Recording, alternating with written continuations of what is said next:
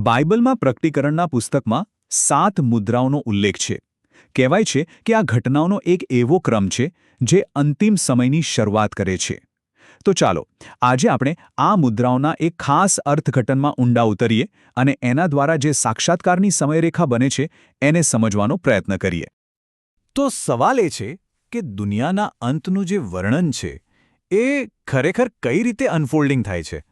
શું આ બધી ઘટનાઓ એકસાથે બને છે કે પછી એનો કોઈ ચોક્કસ ક્રમ છે? ચાલો આ રહસ્યને વધુ ઊંડાણપૂર્વક સમજીએ.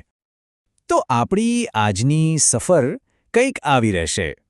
આપણે 7 મુદ્રાઓથી શરૂઆત કરીશું, પછી 4 ઘોડેસવારોની સવારી વિશે જાણીશું, એ પછી શહીદો અને મહાન ભૂકંપની વાત કરીશું, અને પછી એક મહત્વના સવાલ પર આવીશું કે શું આ બધું એક ક્રમમાં થાય છે? અને અંતમાં મુદ્રાઓથી વિપત્તિઓ અને મહાસંકટની સમયરેખા સુધી પહોંચીશું. તો ચાલો શરૂઆત કરીએ 7 મુદ્રાઓથી. આખી કથાની શરૂઆત જ અહીંથી થાય છે.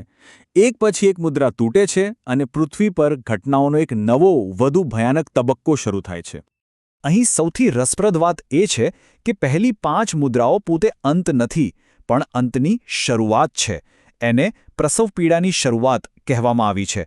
મતલબ કે આ તો ફક્ત એક સંકેત છે કે આવનારી ઘટનાઓ આના કરતાં પણ ઘણી વધારે ભયંકર હશે. અને હવે આવે છે એ 4 ઘોડેસવારો જેમના વિશે આપણે બધાએ ક્યાંક ને ક્યાંક સાંભળ્યું જ હશે. પહેલી 4 મુદ્રાઓ તૂટવાની સાથે જ સાક્ષાત્કારના આ 4 ઘોડેસવારો એક પછી એક પ્રગટ થાય છે અને દરેક માનવતા માટે એક અલગ પ્રકારનો વિનાશ લઈને આવે છે. આ શબ્દો પર ધ્યાન આપો. પહેલો ઘોડેસવાર સફેદ ઘોડા પર આવે છે, એના માથે મુગટ છે અને એ વિજયી દેખાય છે. સામાન્ય રીતે આપણને લાગે કે આ કોઈ સારી નિશાની હશે, પણ અહીંયા વાત કંઈક જુદી જ છે.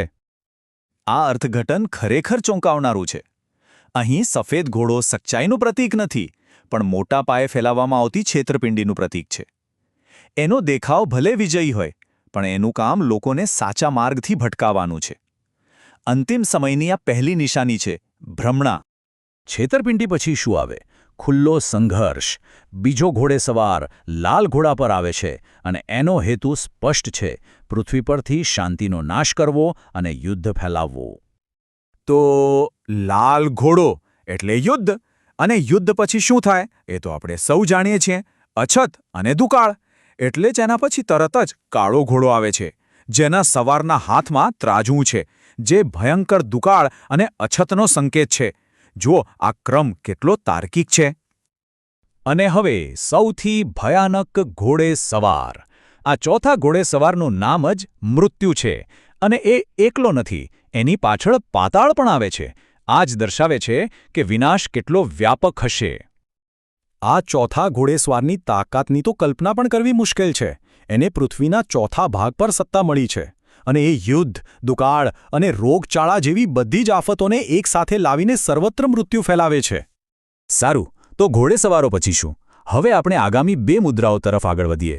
અહીં ઘટનાઓ દુનિયાવી આફતોથી આગળ વધીને આધ્યાત્મિક અને બ્રહ્માંડીય સ્તર પર પહોંચે છે. 5મી મુદ્રા તૂટતા જ આપણે ભૌતિક દુનિયામાંથી બહાર નીકળીને જાણે કે આધ્યાત્મિક ક્ષેત્રમાં પહોંચી જઈએ છીએ. અહીં જે લોકો પોતાના વિશ્વાસ માટે માર્યા ગયા હતા, એ શહીદો ન્યાય માટે પોકાર કરી રહ્યા છે. આ એક ખૂબ જ મહત્વનો વળાંક છે. 6ઠ્ઠી મુદ્રા તો જાણે બધું જ બદલી નાખે છે. હવે વાત ખાલી ધરતી પરના ભૂકંપની નથી રહી. આ તો આખા બ્રહ્માંડમાં ઉથલપાથલ છે. સૂર્ય, ચંદ્ર અને તારાઓમાં જે ફેરફાર થાય છે એ સ્પષ્ટ સંકેત છે કે અંતિમ ન્યાયનો દિવસ હવે બહુ દૂર નથી. અને અહીંથી આ અર્થઘટનનો સૌથી મુખ્ય અને રસપ્રદ મુદ્દો શરૂ થાય છે.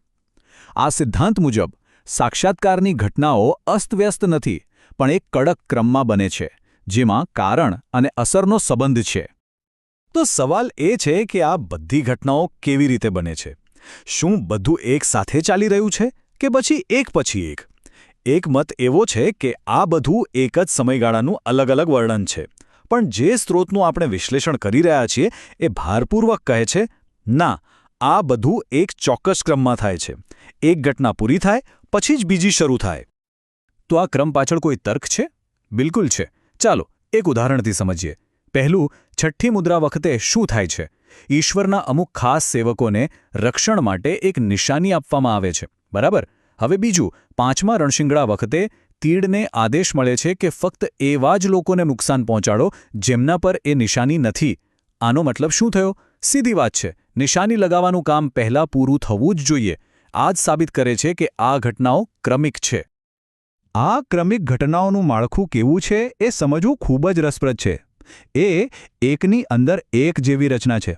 ચાલો જોઈએ કેવી રીતે. જુઓ, જ્યારે 7મી મુદ્રા ખુલે છે ત્યારે એમાંથી કોઈ એક ઘટના નથી નીકળતી, પણ આખી 7 રણશિંગડાની શ્રેણી શરૂ થાય છે. અને એ જ રીતે જ્યારે 7મું રણશિંગડું વાગે છે ત્યારે તે 7 વિપત્તિઓની શરૂઆત કરે છે. આને સમજવા માટે રશિયન ડોલ્સનું ઉદાહરણ સૌથી શ્રેષ્ઠ છે. એક મોટી ડીંગલી ખોલો તો અંદરથી બીજી નીકળે, એ ખોલો તો ત્રીજી. બસ એ જ રીતે મુદ્રાઓની અંદર રણશિંગડા અને રણશિંગડાની અંદર વિપત્તિઓ, દરેક સ્તર પહેલાં કરતાં વધુ ભયાનક અને વધુ તીવ્ર છે. તો આ બધાનો અંતિમ અર્થ શું છે? આ બધું આપણને ક્યાં લઈ જાય છે? એ સમયગાળા તરફ જેને મહાસંકટ કહેવાય છે. આ ચોક્કસ સમયરેખા પ્રમાણે મહાસંકટની ખરી શરૂઆત 6થું રણશિંગડું વાગે ત્યારે થાય છે. અને આ એ સમય છે જ્યારે વિશ્વાસીઓ માટે પૃથ્વી પર સૌથી કઠિન પરીક્ષા શરૂ થશે. આ અભૂતપૂર્વ દુઃખનો સમયગાળો હશે. અને આ કસોટીનો સમયગાળો કેટલો લાંબો હશે? ડેનિયલના પુસ્તકના એક અર્થઘટન મુજબ તે બરાબર 1335 દિવસ ચાલશે. આટલા દિવસો સુધી વિશ્વાસીઓએ તેમના ઉદ્ધાર પહેલાં ધીરજ અને શ્રદ્ધા જાળવી રાખવી પડશે. તો આખું વિશ્લેષણ આપણને એક મોટા સવાલ પર લાવીને મૂકે છે. સાક્ષાત્કાર જેવી ભયાનક અને અજાણી ઘટનાને સમજવા માટે આપણે તેને એક ચોક્કસ કારણ અને અસરવાળી સમયરેખામાં ગોઠવવાનો પ્રયત્ન કરીએ છીએ. શું આ અરાજકતામાં પણ અર્થ શોધવાની આપણી ઊંડી માનવ જરૂરિયાત નથી દર્શાવતું?